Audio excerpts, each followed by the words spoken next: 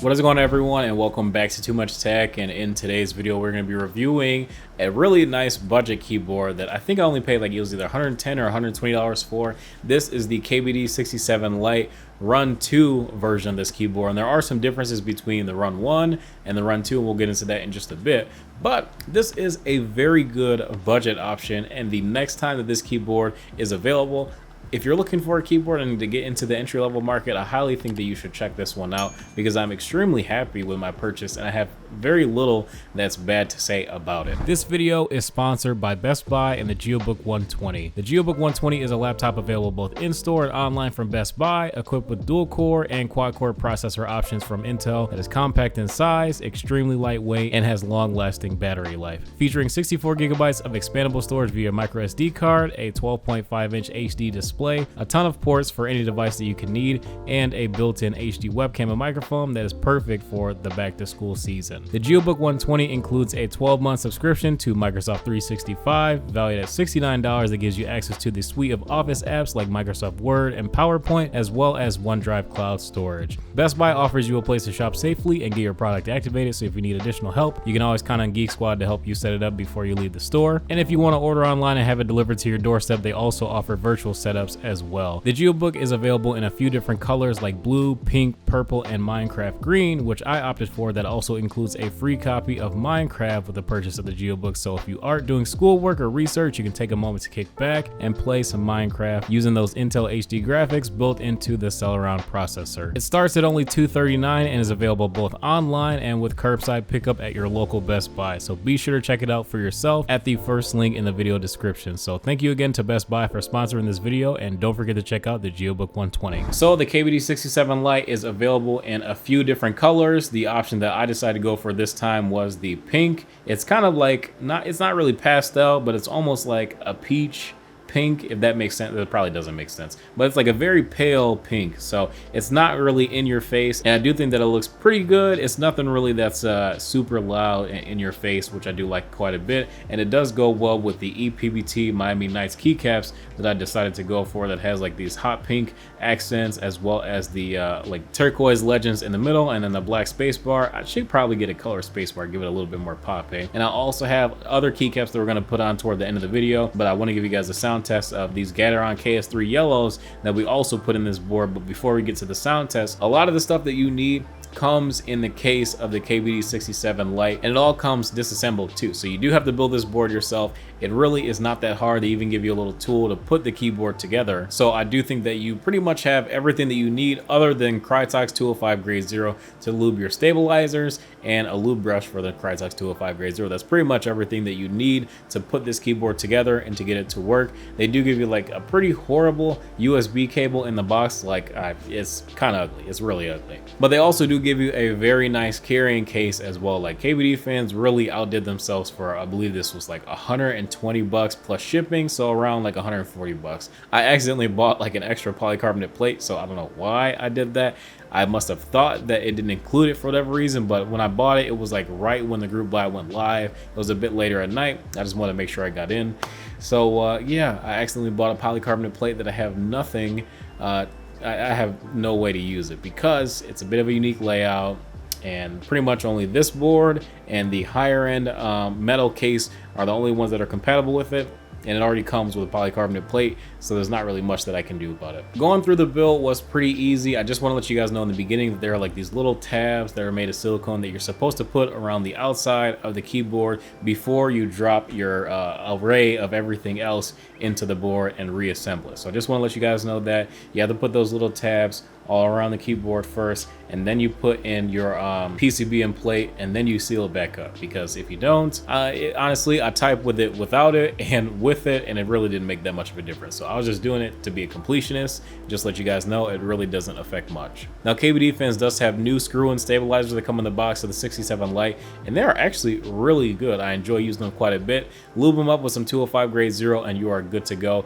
These, I believe I did lube with 206 grade 0. It may have been 205, I can't remember, but I did do a tutorial on how to lube your stabilizers if you guys are interested, so I will leave that link in the description below. It's a pretty in-depth guide to how to lube stabilizers the easiest way and also get the most consistent results. Now all the stuff they give you for the keyboard, they give you some bottom foam that goes underneath the PCB. They give you a mute silicone piece that goes between the PCB and the plate is also made of polycarbonate, which is really nice, gives you a little bit of clack. If you do this keyboard right with the correct switches, you will get some thock and some clack. It is very nice to use. So here's a quick sound test of the Miami Nights theme that I got going on here. But before we get to the sound test, I also want to give a quick shout out to the Hotkeys project. Basically, they sent me over some artisans. This one I believe is called the Happy Cat. It's a pretty cute artisan. They sent me this one and a few others as well, and I really do like these, and they're pretty reasonably priced as well. So be sure to check them out. I'll have their link in the description below. But I do like the fact that artisans, they just add a little bit of flair to your keyboard so that it doesn't look so normal.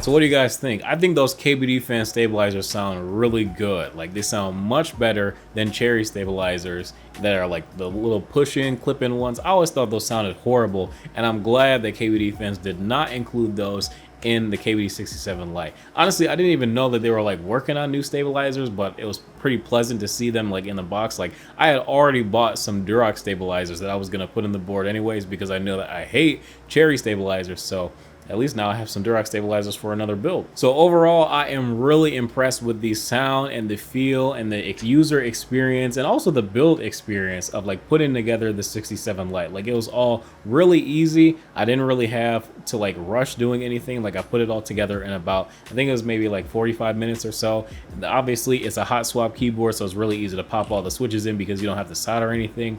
And overall, I'm just really pleased with the look and the aesthetic of the entire build. But I know I've used these Miami Nights keycaps on a few different builds, so I do want to switch it up a little bit and use another keycap set that's very similar, but it's also a bit of a different profile. So these are the Midnight keycaps from Akko. They are ASA profile, so basically it's SA profile, but they are made of PBT instead of ABS, so they don't really get any shine on them, and they also feel pretty nice in terms of like the texture, and they also do not collect oil. So I do like a lot of the properties of PBT a lot better than ABS, just because like as a gamer, you know, you got a little bit of sweaty hands, you got some lotion on and whatnot. Basically your ABS keys, they start to shine over time, which these, I have a few different builds that I switch from, so these keys haven't started to shine yet, but I do want to see how these keycaps look and feel on this keyboard. And I haven't typed on SA keycaps in like a year, so I really want to see how it feels and if I can actually use SA keycaps for gaming as well. This isn't really like my main gaming board, but I mean, it's got Gateron yellow, so I mean, I don't really mind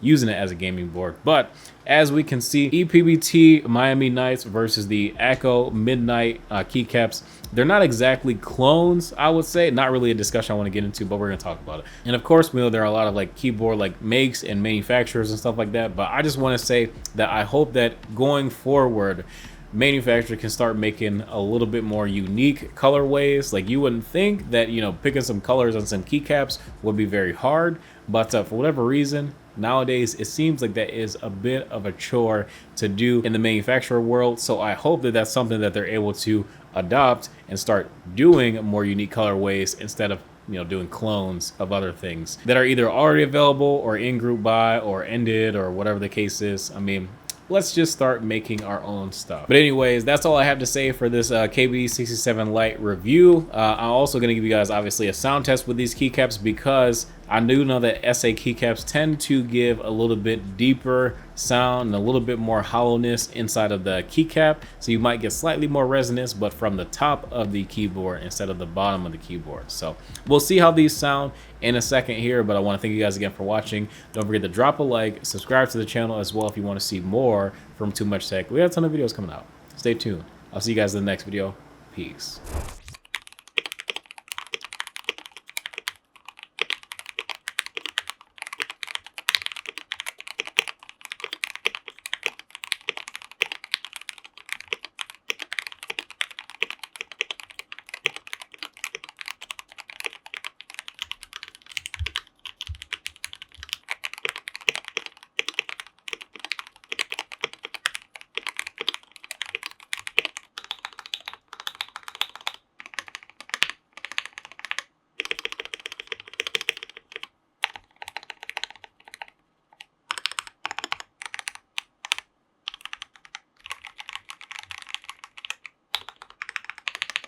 Thank you again for watching Too Much Tech, and to the sponsor of today's video, Best Buy. Be sure to check out the GeoBook 120 at the first link in the description below.